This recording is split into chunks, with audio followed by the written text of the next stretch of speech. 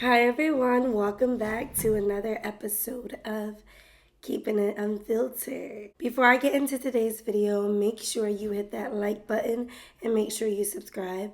If you're not subscribed, what exactly are you doing? Join the KIU community. So today's episode is going to be Unpopular Opinions Part 2. The first time I did Unpopular Opinions, seemed like a lot of people did like I was like, well, I mean, why not do some more? My first unpopular opinion is that blue eye emoji that people keep trying to use and say it's like spiritual. It's really not. I don't know why people keep using that and saying like, oh, this is like the third eye protecting. No, that spiral thing is weird. I don't even know how to explain it. Y'all know what emoji I'm talking about. My next unpopular opinion is at a certain age, your parents don't owe you anything. Now, I know a lot of people try to blame their parents for like their financial responsibility and why they are not in a place they could be at a certain age. And I do understand that upbringing plays a part. And I'm sorry to be blunt, but at like the age of 16, 18, really, you should at least have a job or something. Just so that you make sure you're keeping yourself afloat. You know, if there's nothing wrong with you as far as like disability, because those things I understand. If you're well able and capable to work, you should be working. That's not your parents' fault. Why you don't have money at that point.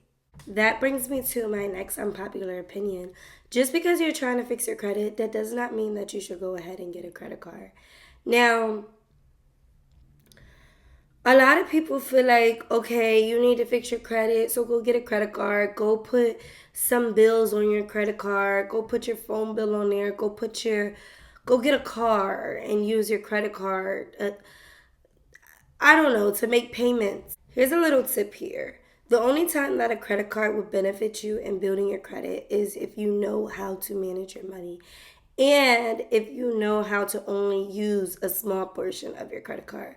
Using like people get a credit card and use like over 50%.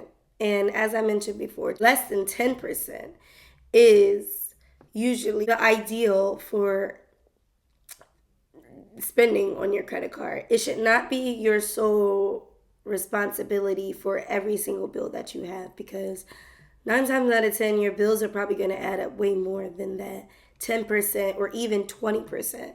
So now you're just leaning on your credit card, and that creates things such as credit card debt.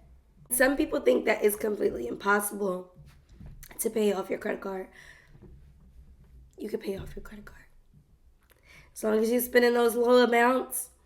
Sometimes, I do hear people, at least when I was buying my house, my loan officer was telling me, hey, like, I want to see you carry a balance. Stop constantly paying off your credit card. So you can, like, carry a balance over if you wanted to. However, if you want to pay it off sometimes, that's fine. It actually boosts my credit score when I do either or. And plus, like, when I do make those payments, I make a large amount of payments, not just the minimum payments. So that's a good tip to help. My next unpopular opinion is your friend is not always hating. We kind of mentioned this in the previous episode, but Dries was trying to say that a lot of girls hate on their friends' relationships. Yes. But sometimes friends are really just pointing out like, girl, you look kind of crazy. And instead of the friend viewing it as hating, like when a friend, single or in a relationship, looks at your relationship and says like, hey, I don't think that this is okay going on. That's because they probably realize that you are unhappy. So if you seem unhappy and your friend is telling you, hey, I feel like you seem unhappy and this is how I'm viewing your situation and I don't think it's best fit for you, that is not determined as hating. That's literally determined as, well, I see what's going on here and I see that you love this person, so maybe you don't want to step away from them. But I just want to let you know that we are peeping what is going on. That can be you're just not happy with your circumstances. Your friend doesn't feel like you're getting the best that you can get. And another thing too, they can realize that you're getting used in a situation and you may not be able to see that. It's good to listen to your friends, okay? Sometimes. You know which friends got your best interest in her. I would hope all your friends do, but you know who to listen to, and you know who you probably gotta be like, I don't know. You just hating a little bit. My next unpopular opinion. Stop putting any color fingernails with white toes. I know some people have this thing where they're like, oh my gosh, I love white toes. Everybody want to wear white toes. I think it was mentioned in a song. Then all the girlies went off and kept doing white toes. Don't do white toes with everything. Like, you don't need to do a royal blue with white toes.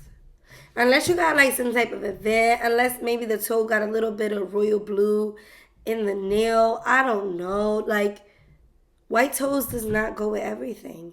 And I know so many people are going to be like, yes, they do. No, they don't. I don't care how cute white toes look. No. If you have poor communication, you don't deserve anybody's service. I said exactly what I said.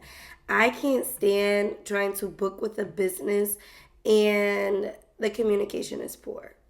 I'm not talking about like, maybe you're busy during that time, so you have a little bit of a delayed response, but halfway answering my questions, and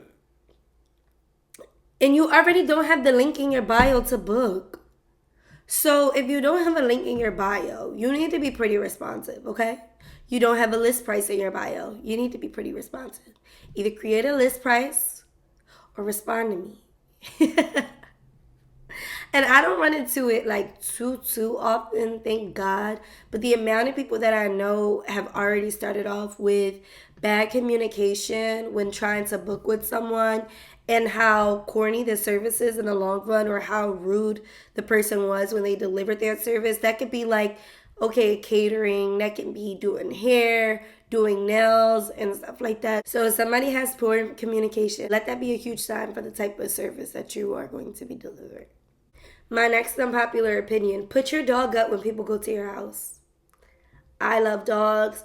Big dog, small dog, I don't care how big. The only thing that I don't really like about dogs is the shedding. But there's no reason why your dog should be jumping up on everyone. Y'all don't even be having like the little ones. Like, y'all be having full German shepherds and letting your dog just run around and jump on people. My thing is, just don't even have the guests at your house at that point. If you want your dog to run out that much, maybe you shouldn't have guests over. It's rude, okay? Now, cats, as much as I hate cats, yes, that's one thing. I cannot stand cats. One thing I can say about them, for the most part, I haven't really experienced like going over someone's house and a cat literally trying to jump up on me and claw on me. I know some of them do that. However, majority of the time, the cat is minding their business. Y'all know how dogs are. They want to figure out a person. They want to sniff a person. They want to jump up on a person. So move your dog. Lock your dog up. Everybody does not like dogs. And everybody should not be forced to like your dog. And you know your dog is hype. You know your dog is always like running everywhere, trying to jump up on everything, trying to eat everybody's food, trying to sit there and play around. Put your dog away. Your friend is your friend, and they're not your bank. I can't stand when I see a post and they be like, yeah, if I'm down, I would expect my friend to do this and that for me. Your friend has their own life, okay? They do. Thank God I do not see my friends post stuff like that. And not saying that I wouldn't even lend something to my friends if they needed it, or I don't feel like they would do that vice versa. I'm just saying, like, I can't stand how people be like, oh, you such a bad friend because I need an X amount of money and you didn't give it to me. Your friend has their own financial responsibilities. I don't understand why you think that they're supposed to fund yours. If they're able to do it, that's fantastic. But your friend is allowed to have a run out moment too. So if your friend constantly gave you money and they feel like, okay, I'm tired of giving you money, or yo, you need to get it together, I think they're allowed to say no to you. Yeah, they can. My next unpopular opinion, gatekeeping is weird. All around weird. I think, and it's so funny because the person who I last spoke about gatekeeping with, they probably gonna be like, she talking about me. Yes, girl, that's weird. I think that, especially if you're not trying to book or you're not trying to buy something that's like a frequently sold out item, why are you gatekeeping? If you're not booking the same week or the same month as someone else who needs that service, there's no reason to gatekeep. Everybody looks different. So whenever the service is done on someone else, it's going to come out different. That could be nails, that could be hair, that could be makeup. They're going to look different. What is the point of gatekeeping? I don't understand. I get so excited when someone asks me, oh, where did you get that from? I'm copy and pasting the link right away.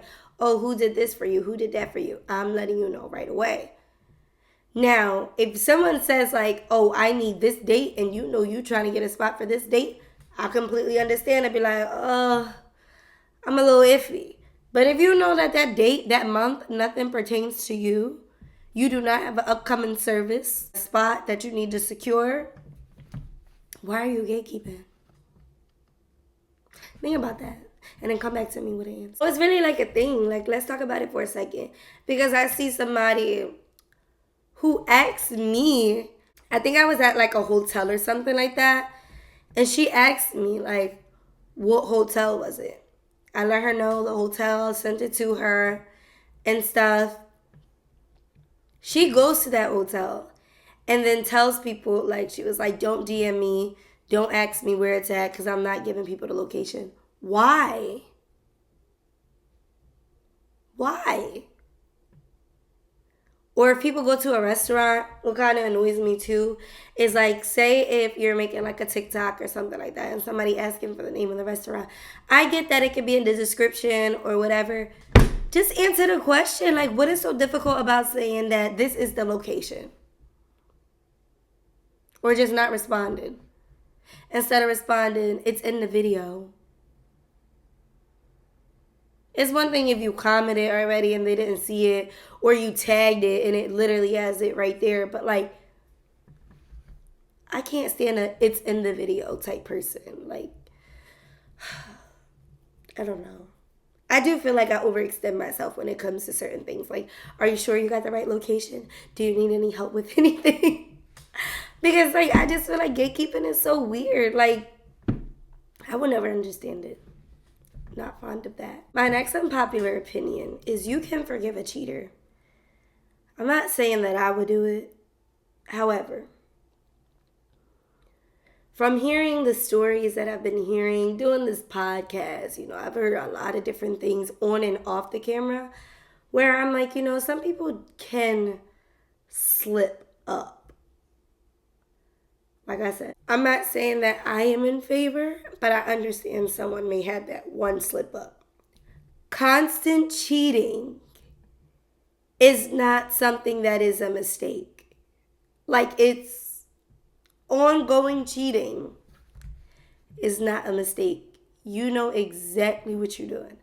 And you stopping it when the person finds out, like, yes, that's ideal, but at the same time, like, so you was just going to keep going on. Like, these are things that I want y'all to think about if you do catch your partner doing something. Like you was just going to keep going. Like, you weren't going to say anything at all. There was no stopping point. Those are things that you need to keep in your mind, okay?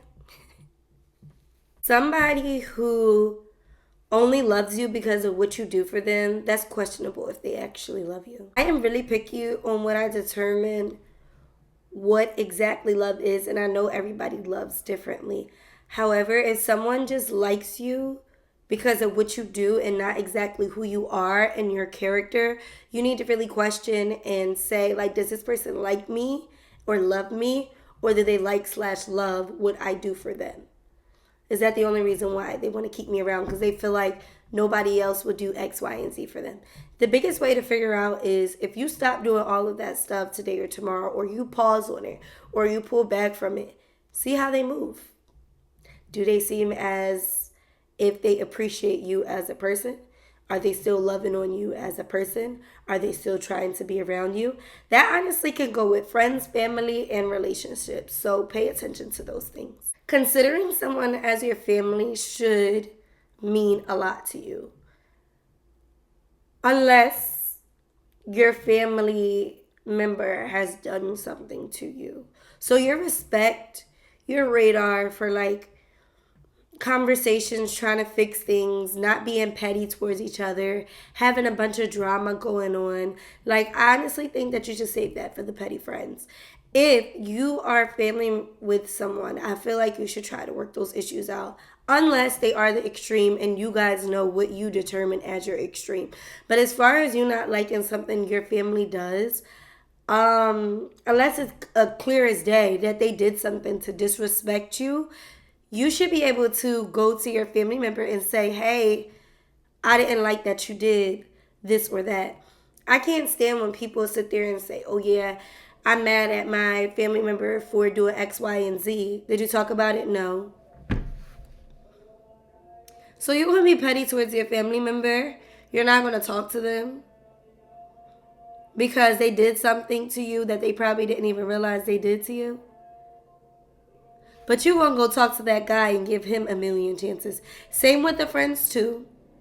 A lot of people are down to sit there and go back and forth with their partner, but want to sit there and cut their friend off right away. Y'all gotta make those things make sense. I don't even think they make sense to y'all. And I know some people are like, these are obvious things. Like, we know people do that. No, they don't know that they do that. I see so many people be like, yeah, I'm not dealing with her no more. I'm not talking to her no more because I don't like how she did this, that, and the third. Y'all been long-term friends and you're going to sit there and just cut her off? Okay. I know y'all going to hate me for this. I don't really care. Nicki Minaj is really getting besides herself. Now, I must say, I will admit, every time I feel like she should retire, she releases some new music and it's really good. Like, I love me some Nicki Minaj. But she really getting beside herself and she hate all the new upcoming girlies. Except Ice Spice, which I find extremely weird. I think that she should either collab with them, respect them, or stay in her own lane. It's doing too much. And I also feel like, too, if you know what I'm talking about, I'm not going to go into detail. Her and that Kai Cenat situation was extremely weird. The age gap does matter. I know some people were like, oh, it doesn't matter. I think he's like 21, 22. That was weird. If you don't know what I'm talking about, go look it up. It was cringy, okay? But I love her music. Well, I should say I love her music. I just feel like,